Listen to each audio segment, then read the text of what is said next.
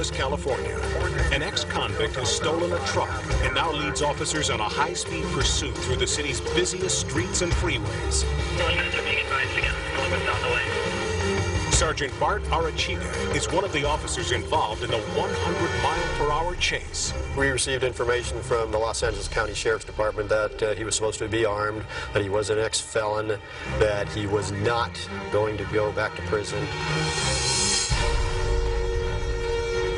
He's blown every red light and nearly caused TCs in every one of them. He apparently told his mother that the party is armed and will shoot the police. The desperate driver threatens everything in his path as he tries to escape police. Found suit through San Pedro, almost hit 2 pedestrians. Okay, eastbound Imperial approaching Main Street, basically blowing every intersection, every red light. The officers in pursuit must remain calm and focused. Emotionally, during the incident itself, you really don't realize what you're going through, I don't think. You're just kind of reacting to the situation. As the chase continues, the driver approaches his own home. Now, CNC, this is where this pursuit started, so he may be close to home. The suspect's sister has been watching the pursuit on television. As her brother passes, she races to the truck and tries to convince him to surrender. Somebody's trying to jump on the vehicle. Some female came out and tried to jump on top of the vehicle, and she fell off the vehicle and now into the middle of the street. But the driver accelerates and speeds back to the freeway. Got brake lights on and a whole lot of sparks coming out. As the streets begin to fill with rush hour traffic, the ongoing chase takes its toll on the stolen truck. There was rubber pieces, tire pieces that were coming off. He just lost the right front tire. He is on the ramp. Despite the damage, the suspect and officers continue to reach speeds of nearly 90 miles per hour. 57-200, we're exiting Sepulveda Boulevard North. And the sparks began to fly from underneath his vehicle. I might be able to squeeze through on the shoulder, but I doubt it. Later on, after the tire came completely off, there were pieces of wheel.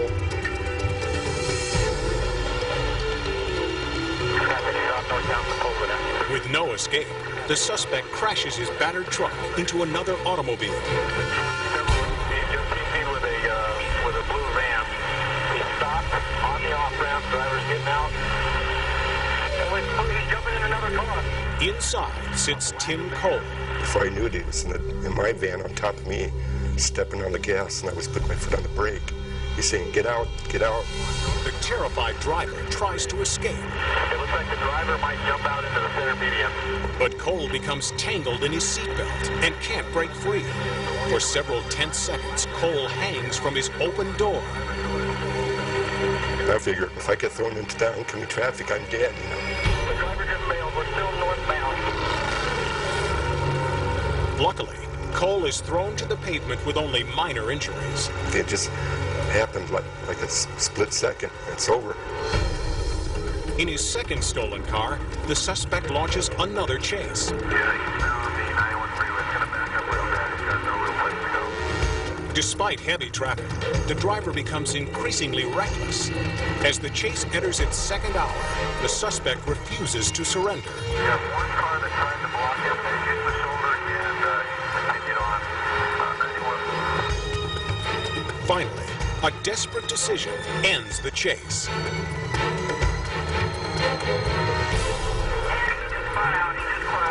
When the suspect crashed into the center divider and came to a stop, he immediately jumped out of the vehicle. Believing the suspect might be armed, officers prepare for a possible shootout. I jumped across the center divider and followed him over. He jumped on the perimeter fence, and I drew down on him and ordered him off the fence.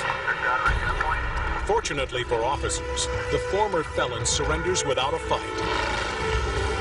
The 65-mile chase has caused 24 traffic collisions among innocent civilians. Police officers arrest the suspect while the disabled van is moved to the side of the road. His reckless disregard for the law and safety of others will be punished. Only now do officers allow themselves to reflect on the ordeal.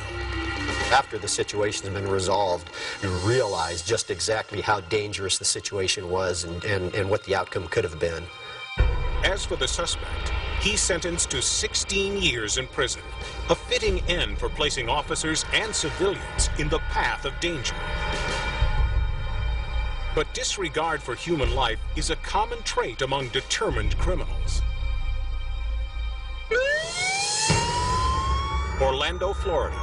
As his dashboard camera rolls, Officer Ray Schulte makes what he thinks will be a routine traffic stop. Driver, step back to me with your license, please. I observed a white Dodge Intrepid traveling northbound from the South County line. It was traveling too close to a camper trailer that was in front of it. You got up to within 2 car lengths of it at 65 miles an hour. Okay? Just too close. Okay? Do me a favor, keep your hands out of your pockets for me. He stated to me that he was traveling up to Tallahassee. He was going to visit some people up there for spring break, which at the time seemed rather odd to me because spring break had occurred about a month earlier. Is this your car or? It's a rental car? Okay. Who's in the car with you? That's my brother. Your brother? He going up there with you, huh? At that point, I went up to the passenger in the car, asked for the rental papers, which he gave to me. But a check of the papers shows that the vehicle was rented to a woman named Maria, not 2 men. Who's Maria? Maria? Mm-hmm. That's mom. Huh? That's mom. Your mama? Yeah. Or yours? His mom. His mom? Yeah. Your brother related? Your cousins? I thought you were brothers. We had brothers. Yeah. Well, which is it? Your brothers or your cousins? That again raised my suspicions. At that time, I called for a backup unit to come up and assist me. The backup unit arrives with a drug-sniffing dog. Let me explain something to you, okay? It's a narcotics detection dog. He stays alert to the odor of illegal narcotics, okay? Things like cocaine, marijuana, and heroin. He's alerted on the scene to the odor of illegal narcotics. That doesn't necessarily mean there's something there, but that does give us the right to search it, and we are going to search that, okay? What I'm going to do right now, I'm going to pat you both down, make sure you don't have any weapons or contraband on you. I patted the driver down at that time, as well as the passenger, and began to escort them back to a patrol car to have them sit in the back while we conducted the search of the vehicle. But one of the suspects runs for freedom. He's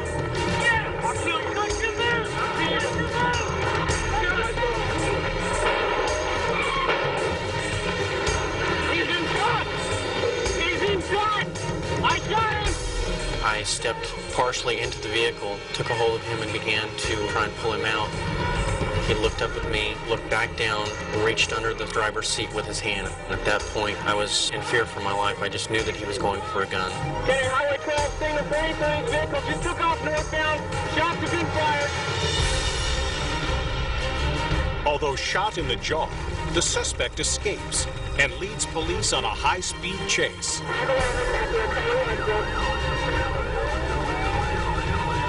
He got up to speeds well over 130 miles an hour during the course of the pursuit.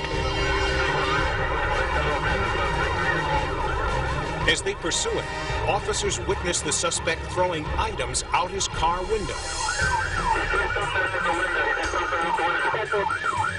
Officers quickly retrieve packets of cocaine as the driver continues his escape attempt.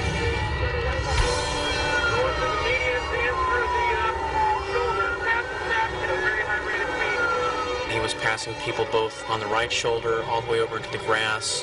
He was driving towards other law enforcement officers, other troopers, other deputies, and I just wanted it to end as quickly as possible before somebody got hurt or killed.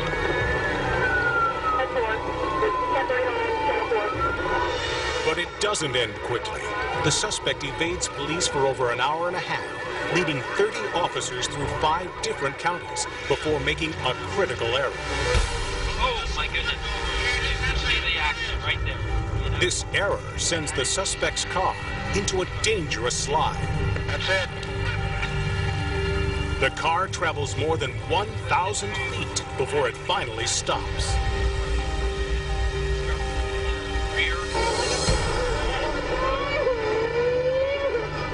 The suspect is taken into custody and later convicted of narcotics possession and resisting arrest.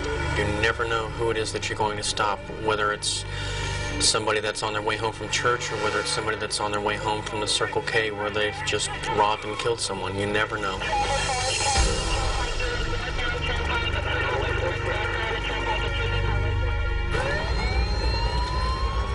When officers are caught in the line of fire, there's no telling who or what might save their lives. 3 a.m., Walton County, Georgia. Deputy Henry Huff approaches a car that he stopped for speeding. Inside sits the suspect, a 15-year-old boy. He's doing 88 miles an hour. Suddenly, the suspect shoots Deputy Huff twice at point-blank range, but Huff remains on his feet, unharmed, and returns fire. How is it possible to survive 2 bullets fired at a range of 12 inches? Officer Huff owes his life to a remarkable piece of safety gear, the bullet-resistant vest. This is the vest I had on the night of the incident. As you can see, the 2 rounds where I was shot. This is a trauma plate that is inside the vest. As you can see, the bottom one hit the trauma plate here. It bounced off. The other bullet that stuck in the top was lodged in there, was actually dug out. Bullet-resistant vests are made from a fiber called Kevlar. When woven together, Kevlar creates a material that's 5 times stronger than steel. Layers of this material are then placed inside the vests that are worn by law enforcement officers.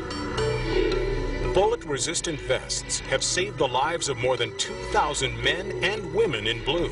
I venture to say 98.5% of the instances where there have been officer-involved shootings, having the body armor out made the difference between life and death, most definitely.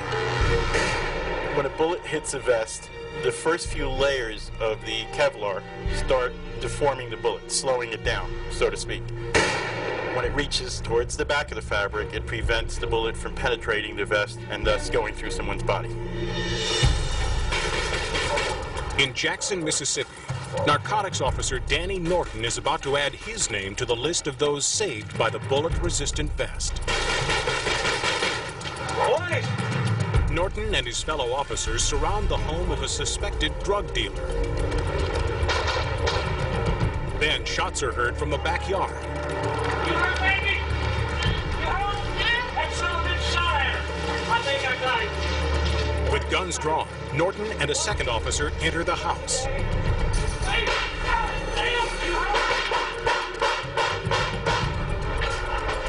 heard? Gunfire erupts in the house. Surrounding officers must simply hold their ground and hope that everyone comes out alive. Hey! Damn! Finally, Officer Norton is pulled from the building. Call an ambulance! Somebody! Vince, get the radio, call an ambulance! To everyone's relief, Officer Norton is not injured. Stay put. But a hand to his chest indicates that his vest took a bullet during the shootout. Despite the danger, the narcotics officers re-enter the home. Again, the other officers watch and wait. Hey, wait, please, now come on! Slide your gun out on the floor! Hands on the back of his head! Minutes later, Officer Norton emerges, his Kevlar vest in his hand. The suspect has been shot and is removed, and the crisis is over. No lives have been lost. But a closer inspection of his vest reveals how differently this face-off could have ended. The bullet that struck Officer Norton hit the metal plate located over his heart.